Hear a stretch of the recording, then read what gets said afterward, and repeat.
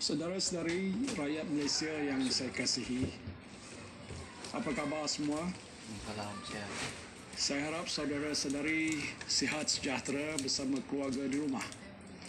Bagi yang sedang bekerja, selamat bekerja dan jaga kesihatan. Sentiasa amalkan penjarakan sosial, jaga kebersihan diri, dan apabila balik ke rumah jangan lupa mandi dulu. Kemudian barulah buat apa-apa aktiviti bersama keluarga. Di awal ucapan saya ini, saya nak menzahirkan rasa terima kasih dan penghargaan saya kepada anda semua sebagai rakyat Malaysia. Anda adalah manusia yang hebat. Doktor dan jururawat yang berada di barisan hadapan, anda mengambil risiko setiap kali melangkah masuk ke ward, tetapi anda terus melangkah dengan gagah untuk menyelamatkan nyawa orang lain. Walaupun letih, anda tidak mengeluh, tetapi terus berkhidmat dengan cekal. Terima kasih yang tak terhingga saya ucapkan. Terima kasih juga saya ucapkan kepada doktor dan jururawat di hospital swasta. Ketika hospital kerajaan sibuk merawat pesakit COVID-19, hospital swasta menerima pesakit-pesakit bukan COVID-19 untuk dirawat. Terima kasih juga kepada anggota polis dan tentera yang menjaga sekatan jalan raya. Anda berpanas, berhujan, tetapi terus menjalankan tugas. Syabas saya ucapkan. Juga kepada anggota immigration, Angkatan Pertahanan Awam, Bomba, Rela, pihak berkuasa tempatan dan lain-lain agensi yang turut membantu. Saya juga ucapkan terima kasih. Terima kasih juga kepada insan-insan yang bermurah hati membungkus makanan untuk dihantar pada para petugas di barisan hadapan. Mereka buat secara percuma tanpa mengharapkan apa-apa balasan. Anda juga adalah insan yang hebat sekali. Begitu juga kepada anda yang bekerja menghantar makanan, sama ada Grab Food, Food Panda ataupun lain-lain. Anda mengambil risiko. Orang lain duduk di rumah, anda keluar rumah untuk pastikan orang lain boleh makan. Jadi anda melakukan suatu pekerjaan yang cukup mulia. Pesan saya, jagalah kesihatan, jagalah keselamatan. Jangan bawa motor laju-laju. Anda jugalah insan yang hebat. Pendek kata, kita ibarat sebuah keluarga yang besar. Kita saling bantu-membantu ketika zaman susah. Kita jaga keluarga kita. Kita jaga jiran kita. Kita jaga masyarakat kita. Baik kita di kampung, di kawasan perumahan, di kondominium, di rumah flat, kita jaga kita. Kita jaga kita. Inilah nilai sebenar persaudaraan rakyat Malaysia tanpa mengira bangsa.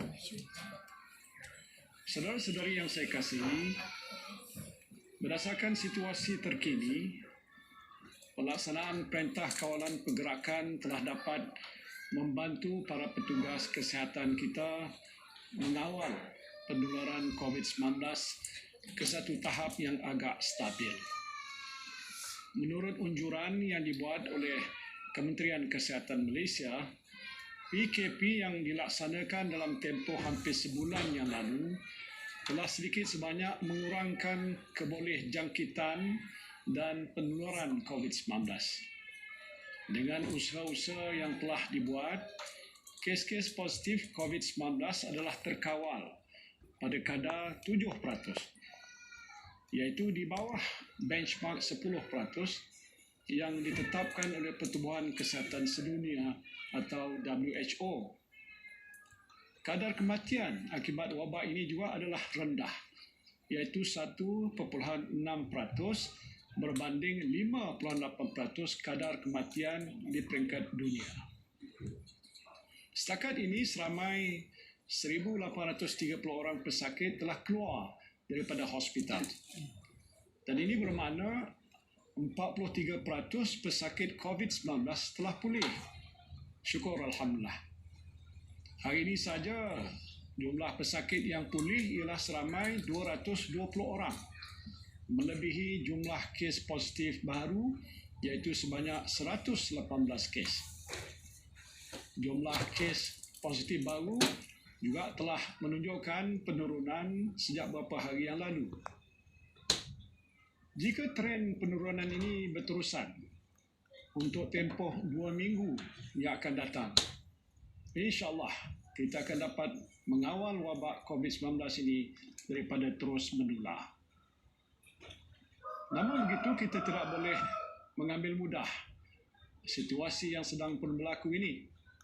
Penularan wabak ini masih di peringkat pertengahan dan memerlukan tindakan pencegahan serta kawalan yang berterusan. Malahan, usaha-usaha mencegah wabak ini mesti diperhebatkan lagi bagi memutuskan rantaian penularan jangkitan.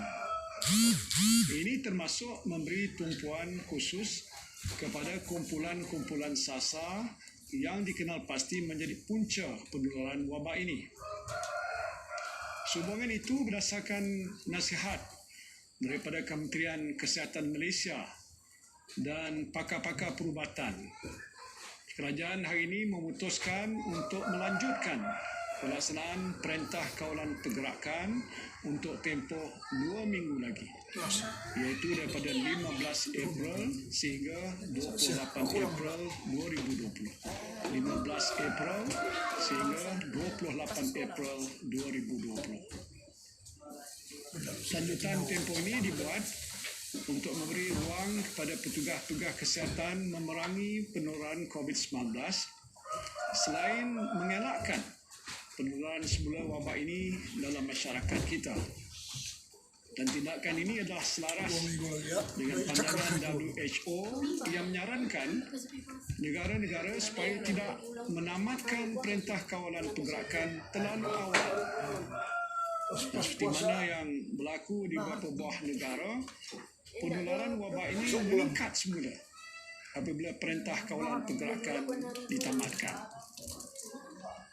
Apa yang saya nak sebutkan di sini ialah kita mesti bersedia untuk berhadapan dengan situasi ini bagi satu tempoh masa yang agak lebih lama. Ianya mungkin berlarutan untuk tempoh beberapa bulan sebelum kita dapat betul-betul pastikan penularan wabak ini diatasi 100%. Itu pun kehidupan kita mungkin tidak boleh kembali seperti sedia kala. Selagi virus ini masih ada, amalan penjarakan sosial mesti diteruskan. Kita mesti sentiasa menjaga kebersihan diri. Elakkan daripada mengadakan sebarang bentuk perhimpunan. Hindari tempat-tempat yang sesak. Bulan Ramadan yang akan menjelang tiba tidak lama lagi. Kita tidak boleh ke bazar Ramadan untuk membeli juadah berbuka puasa seperti sedia kala. Kita tidak boleh ke masjid untuk bertarawih. Jadi kita bertarawihlah di rumah bersama keluarga saja. Mungkin juga kita tidak boleh balik ke kampung seperti biasa. Walaupun sukar untuk kita bayangkan perkara ini, tetapi inilah kenyataan yang akan kita hadapi.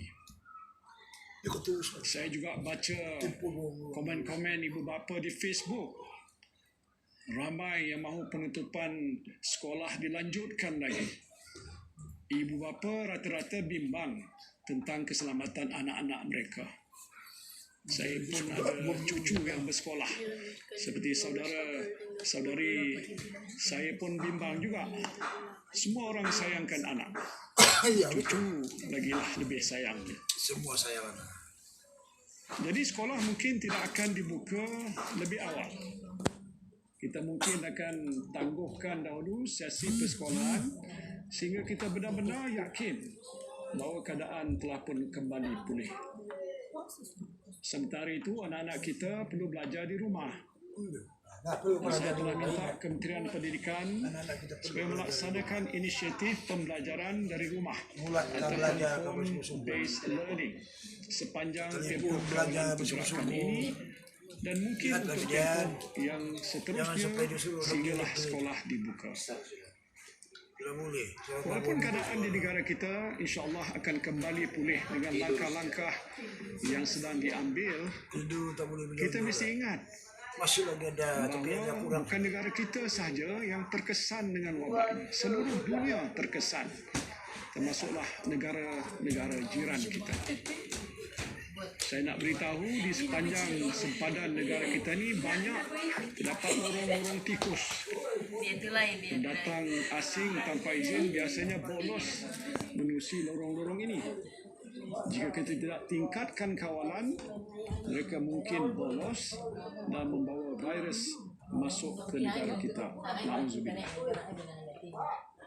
Jadi saya telah arahkan Ketua Polis Negara, Panglima Angkatan Tentera, Ketua Pengarah Agensi Penguatkuasaan Maritim Malaysia, Immigration, RELA dan lain-lain agensi yang berkaitan supaya perketatkan kawalan di sepanjang sempadan negara kita.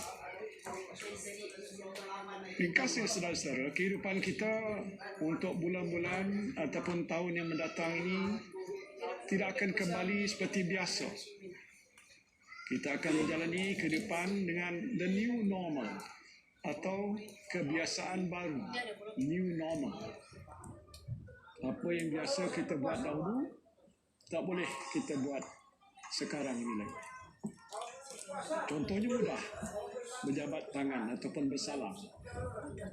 Kalau dahulu kita berjabat tangan bila berjumpa adalah satu perkara yang biasa dibuat.